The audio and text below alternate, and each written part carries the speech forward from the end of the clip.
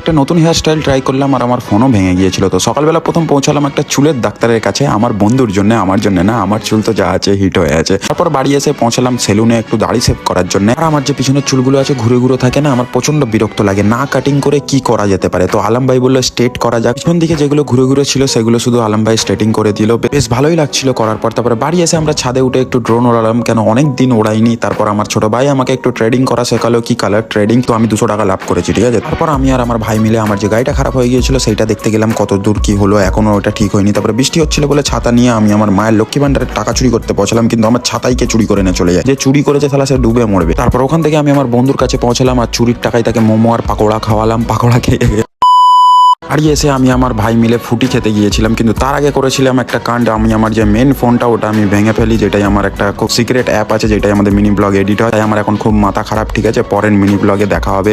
খুব মাথা খারাপ আমার।